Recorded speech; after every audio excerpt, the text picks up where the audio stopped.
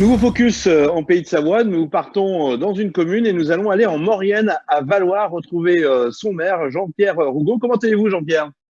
Écoutez, ça va très bien. Ça va très bien dans la mesure du possible.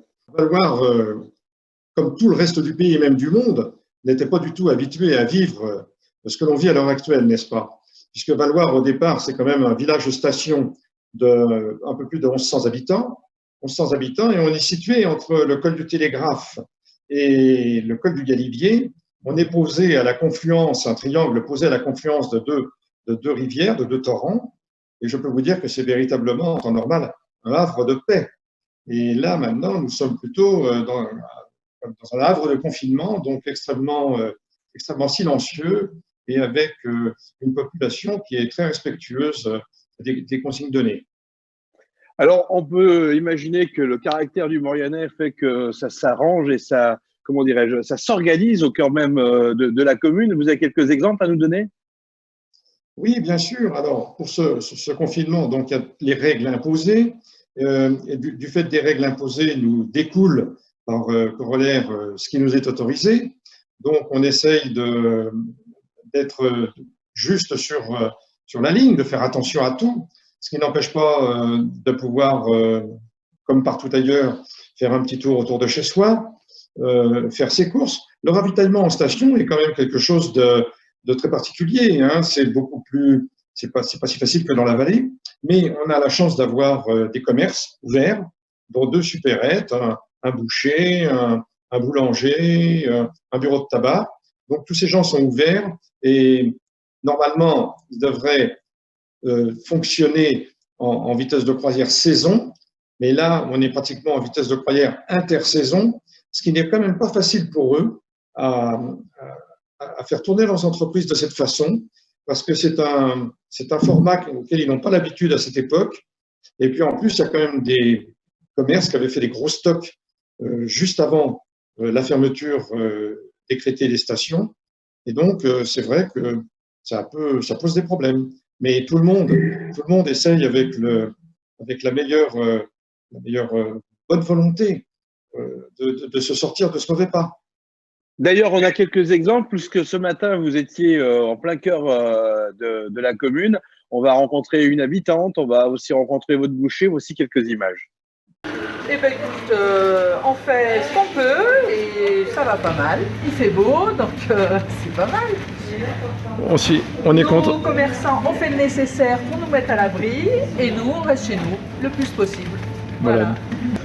Ben, on essaie de vivre le mieux possible.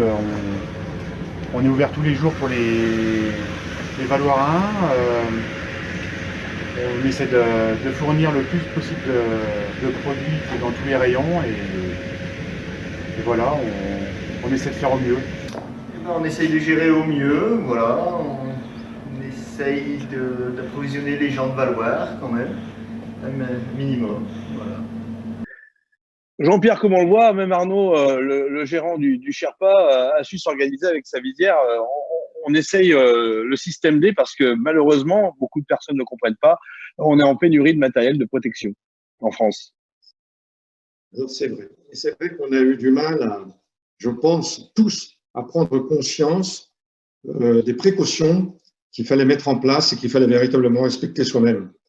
On est passé d'un monde extrêmement libre où on se permettait tout, même des fois ce qui était interdit, à un monde à l'heure actuelle où c'est extrêmement dirigiste, c'est extrêmement contraignant, mais c'est pour la santé de tous.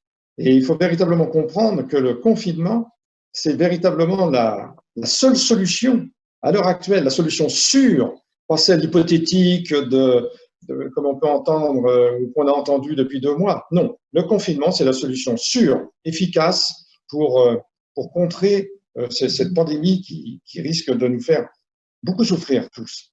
Et donc Arnaud, effectivement, comme les autres commerces, trouve des solutions. Le Carrefour Montagne a équipé ses caisses avec des structures solides et transparentes.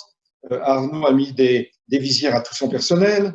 Voilà. Et puis les clients respectent, les valeurs respectent les distances, respectent l'hygiène des mains. essaye de respecter le moindre confinement, le moindre rassemblement possible. Donc, tout s'organise comme ça, pour l'instant avec une certaine sérénité, avec un grand sérieux, mais je pense, et je crains un tout petit peu quand même, que là, on est dans les 15 premiers jours, ça va commencer à faire long après, et c'est là qu'il va falloir qu'on soit attentif au comportement de la population, et notamment de la population un peu âgée ou un peu esseulée, pour laquelle nous avons mis en place un appel téléphonique, tout simplement parce qu'au départ, on a mis des moyens de communication pour demander aux gens s'ils avaient besoin de quelque chose, s'ils avaient besoin d'un service. Mais là, aujourd'hui, on en est à mettre des moyens de communication pour simplement pouvoir parler aux gens, de façon à ce qu'ils puissent avoir une conversation avec quelqu'un. Et je suis sûr que dans les jours qui viennent, les gens qu'on a mis sur notre liste d'appels, ils seront pas loin du téléphone et ils seront ravis d'entendre quand ça sonne, parce qu'ils auront véritablement besoin d'avoir un contact humain. C'est pour ça que sur Savoie News, on tente d'être positif et puis de dialoguer avec différentes personnes comme vous pour nous donner aussi un message d'espoir. Alors, j'aimerais qu'on parle aussi de l'économie parce que finalement, ce précédent amène la rupture de certains chantiers. Vous aviez 2 gros chantiers, je crois, sur Valloire, à la fois un hôtel et puis aussi la patinoire. Alors oui, notre hôtel, c'est un hôtel qui se construit en plein centre de Valloire. C'est un 4 étoiles qui est en train de se monter. Le chantier a démarré l'an dernier. Il devait démarrer à nouveau au 15 mars, avec l'espoir pour le promoteur propriétaire et exploitant d'une ouverture au 20 décembre. On croise les doigts parce que vous savez, on ne sait pas ce qui peut se passer. On fera travailler, enfin, je pense qu'ils feront travailler plus de monde. Ils feront travailler peut-être en 2-8 ou même. Mais pour l'instant, on ne s'avoue pas battu. Personne ne s'avoue battu. Et cet hôtel, on espère bien le voir être opérationnel à Noël. Et puis notre deuxième gros chantier, c'est la couverture de la patinoire. C'est un chantier qui a commencé à l'automne dernier, sur lequel on a fait toute la maçonnerie. Donc, il ne reste plus que le toit à poser, mais le calendrier faisait qu'on avait un toit posé aux alentours du 3-4 juillet. Et il est certain que si on prend un peu de retard, bon, ben, ça sera peut-être le 15, le 20, le 30 juillet. Mais on est obligé de réfléchir moins d'une façon pragmatique et rationnelle quand on parle de ces sujets-là, étant donné l'enjeu sanitaire et pour la santé qu'il y a. Et je crois qu'il faut vraiment se prendre du recul et puis se dire ça va être c'est une année difficile, ça va être des problèmes difficiles, ça va peut-être durer économiquement plus d'1 an, peut-être 2 ans ou 3 ans, mais si on reste en vie et si on a toujours cette envie de bien vivre chez nous à la montagne, comme à l'heure actuelle, et surtout de bien pouvoir accueillir tous ces gens qui auront été confinés pendant plusieurs semaines, je crois que cet été, si on a la possibilité d'avoir une circulation libre entre tous, on va avoir des gens des touristes, des vacanciers, qui vont se ruer sur la montagne parce qu'ils vont avoir besoin de respirer, de voir des beaux paysages, de voir quelque chose de grandiose qui va les sortir des 4 murs pendant lesquels ils auront été enfermés pendant plusieurs semaines. Et je pense que là, on a une belle carte sanitaire et psychologique à leur offrir. Et je crois qu'on est tous prêts dans les starting blocks pour pouvoir assurer un été sans être, comment je peux dire, mégalo. Non, un été tout simple, un été de simplicité. Merci pour ce message extrêmement positif. Dites-moi, le tourisme s'est coupé brutalement. Il nous manque un petit mois pour les stations de montagne. Je pense que c'est pareil pour Valloire. Qu'en est-il exactement quand on voit le télécabine de la Brive aujourd'hui qui est désert alors qu'il devrait y avoir encore pas mal, je dirais, de touristes et puis aussi de locaux? Alors, on va parler d'un coup dur. C'est évidemment un coup dur. On perd entre 15 et 18% de chiffre d'affaires, c'est-à-dire que la Société des remontées mécaniques perd toute sa capacité d'autofinancement cette année. Ça remet en cause le business plan. Ça va être très difficile, il va falloir serrer les boulons, mais on va s'en sortir quand même. Il n'y a aucune raison. Voilà, et c'est dommage parce que véritablement, la saison qui s'est terminée brutalement, si elle s'était finie normalement, on aurait fait une saison exceptionnelle. On l'avait très, très bien démarré.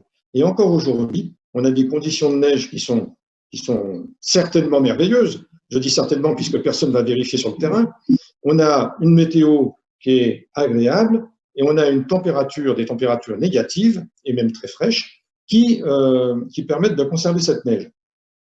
Ça s'est fait comme ça. On va perdre de l'argent cette année, mais on serrera les boulons, on serrera les dents et puis tout le monde va y arriver. Et de toute façon, ça va être économiquement. Pour l'instant, on est sur des problèmes sanitaires, mais c'est vrai que les problèmes économiques, quand il va falloir les affronter, ça va être facile pour personne. Ça va être facile pour personne. Mais là, véritablement, il faudra qu'il y ait une solidarité qui joue. Parce qu'il y en a qui vont perdre, mais ça ne les empêchera pas de vivre.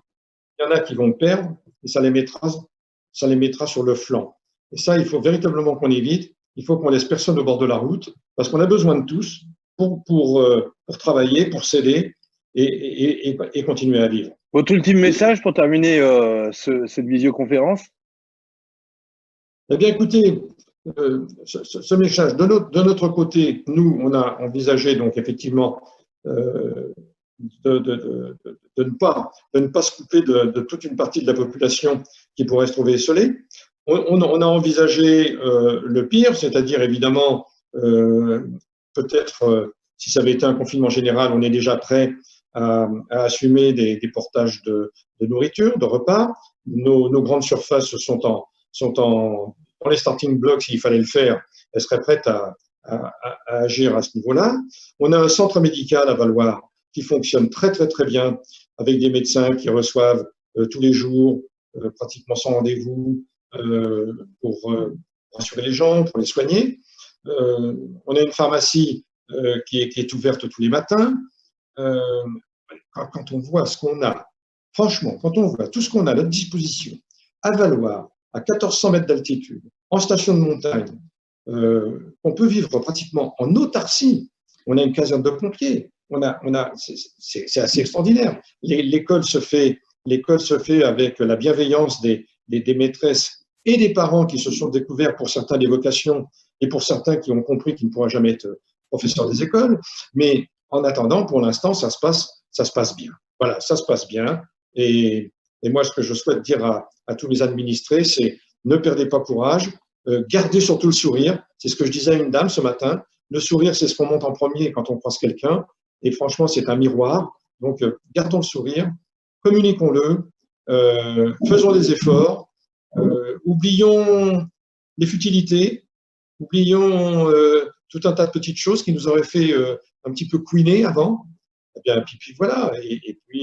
Et puis, on serre les dents et on tape dans la masse.